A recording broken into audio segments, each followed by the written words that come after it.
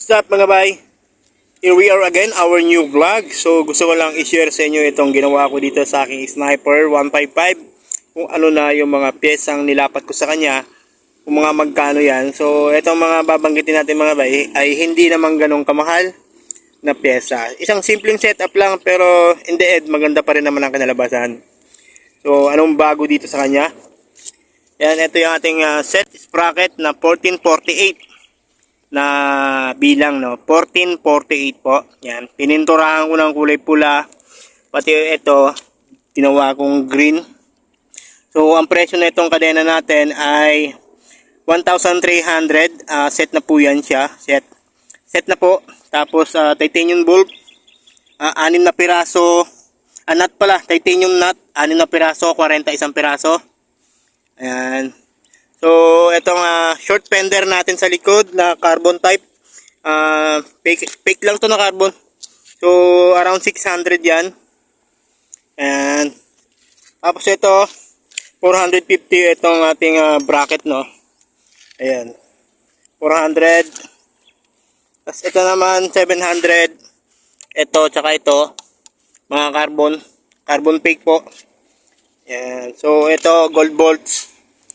50 pesos ang isang piraso. Ito Brembo. Ayan, 250 pesos. Itong oil cup. Ano pala yan? Fuel cup. Ganun.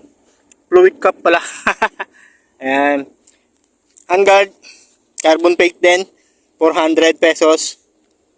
Ayan, ito naman 550 pesos. Yung lever natin. Clutch lever tsaka brake lever. So, ito carbon din. Nakalimutan ko, around 350 ata ito.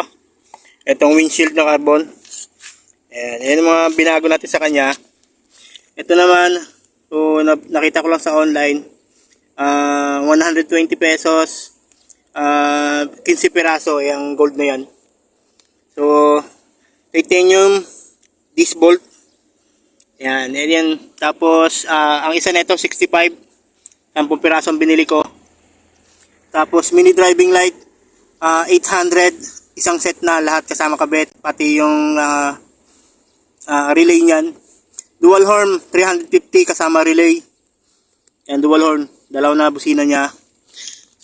Yan ang mga binago natin sa kanya. Itong head mirror natin 700, sa online din yan.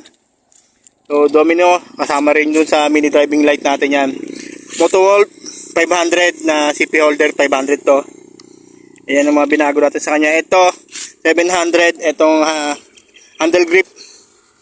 Ayan, 700 to. Rizoma original. Tapos, ito yung shifter natin. 150 lang ata yan. Yan, 150. Ito naman, 250. Carbon fake din. Yan. So, pinalitan ko niya kasi wala lang. Trip ko lang palitan. So, ayan na po yung simpleng setup ko dito na sniper ko, mga ilang parts o accessories na pinalitan ko. So napaka simpleng setup lang, maganda pa rin naman ang kinalabasan ng ating setup. Hindi siya ganun kamahal pero okay din, pogi din. Ito 100 pesos dalawa. Yan yung takip sa pito. Yan, napaka simpleng setup lang. Yung BBA pala, yung takip ng radiator 200. Dito, meron akong binili dito kaso nalaglag. Ayang, 300 pesos yon yung engine guard.